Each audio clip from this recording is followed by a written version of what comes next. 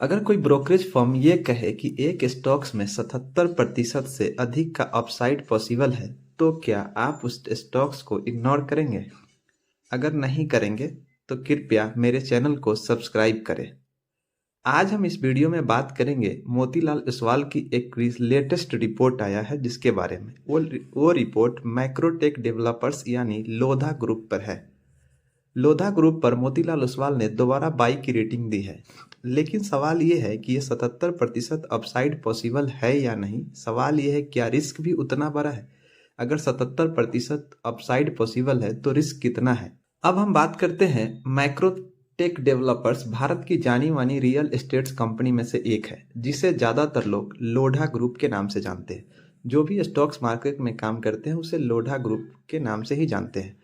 Company का focus क्या क्या है? लोढ़ा ग्रुप क्या क्या चीज़ पर फोकस करती है? पहला, रेसिडेंशियल रियल एस्टेट पर। रेसिडेंशियल बिल्डिंग्स बनाने की काम करती है और कमर्शियल प्रोजेक्ट्स करती है। कमर्शियल बिल्डिंग्स वगैरह बनाती है, रोड वगैरह, हाईवे वगैरह बनाती है।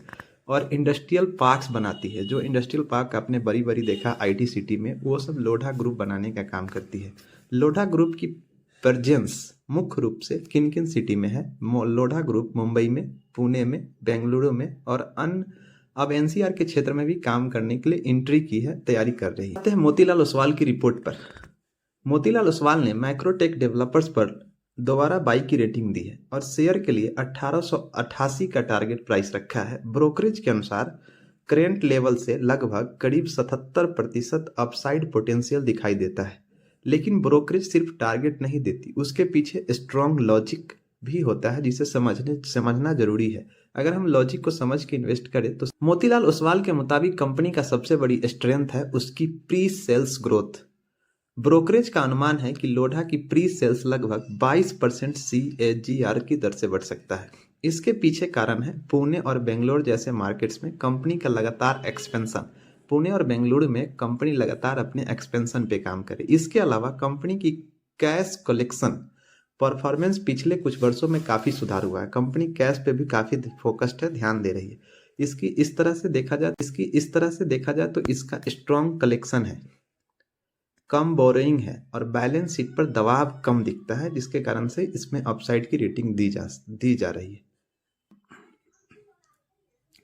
रिपोर्ट में यह भी बताया गया कि लोढ़ा ग्रुप कमर्शियल और इंडस्ट्रियल पोर्टफोलियो को लगातार एक्सपेंड कर रही है। किन क्षेत्रों में? कमर्शियल और इंडस्ट्रियल, ये दो क्षेत्र है जहां पे पैसे ज़्यादा बनते हैं। उस क्षेत्र में लोढ़ा ग्रुप अपनी एक्सपेंडिंग का काम कर रही है।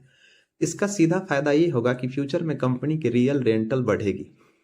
कंपनी के बिजनेस एक्सपेंशन स्ट्रेटजी क्या है? रिपोर्ट में यह भी बताया गया कि लोढ़ा ग्रुप कमर्शियल और इंडस्ट्रियल पोर्टफोलियो को लगातार एक्सपेंड कर रहा है। इसका सीधा फायदा इसे कंपनी को होगा। फ्यूचर में कंपनी का रेंटल इनकम बढ़ सकती है और बढ़ेगी। एनसीआर रीजन में पायलट प्रोजेक्ट की शुरुआत और बेंगलुरु मार्केट में मार्केट शेयर बढ़ाने की संभावना ब्रोकरेज को ऑप्टिमिस्टिक बनाती है। मोतीलाल ओसवाल का मानना है कि अगले कुछ वर्षों में बेंगलुरु मार्केट में लोधा की मार्केट शेयर 12% तक पहुंच सकता है, लगभग 12% तक। आगे बात करते हैं कंपनी की फाइनेंशियल हेल्थ और डेब्ट के बारे में। अब बात करते हैं कंपनी की फाइनेंशियल हेल्थ क्या है। ब्रोकरेज के मुताबिक भारी इन्वेस्टमेंट प्लान्स के बावजूद कंपनी का नेट डेब्ट रेशियो जो है ना, फाइनेंशियल ईयर 2026 तक करीब 0.25x से तक स्टेबलाइज हो सकता है, रहने का अनुमान है। यह रियल एस्टेट सेक्टर के हिसाब से एक हेल्दी साइन माना जाता है। मतलब यह है कि कंपनी ग्रोथ भी करेगी और डेब्ट भी कंट्रोल में रहेगा, जिससे एक कंपनी अच्छी मानी जा सकती है। इस कंपनी के रिस्क फैक्टर क्या है? कंपनी में रिस्क क्या क्या हो सकता है, चलिए उसके बारे में बात करते हैं। कंपनी में रिस्क फैक्टर क्या है? कंपनी के साथ रिस्क क्या क्या हो सकता है? लेकिन दोस्तों, हर अपसाइड के साथ कुछ रिस्क भी जुड़े होते हैं। मोतीलाल ओसवाल ने कुछ इंपॉर्टेंट रिस्क की तरफ इशारा भी किया, जैसे रेसिडेंशियल डिमांड में स्लो डाउन, न्यू प्रोजेक्ट की मोनेटाइजेशन में डिले और एग्जीक्यूशन रिस्क है। इसके अलावा हर इंटरेस्ट रेट्स, अगर इंटरेस्ट रेट बढ़ते हैं तो रियल एस्टेट सेक्टर पर प्रेशर आ सकता है। हाँ, ये बात तो सही है, लेकिन इसकी चांसेस बहुत कम है।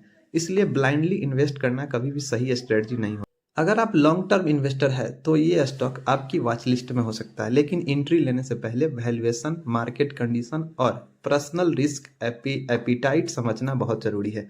शॉर्ट टर्म ट्रेडर्स के लिए वोलेटिलिटी ज्यादा हो सकती है, इसलिए रिस्क मैनेजमेंट बेहद जरूरी है। कुल मिलाकर मोतीलाल ओसवाल की रिपोर्ट माइक्रोटेक डेवलपर्स या लोधा ग्रुप में पॉजिटिव नजरिया को दिखाती है, लेकिन रिस्क फ्री नहीं है। 77% अपसाइड अट्रैक्टिव है, लेकिन सही रिसर्च के बिना कोई भी फैसला न ले।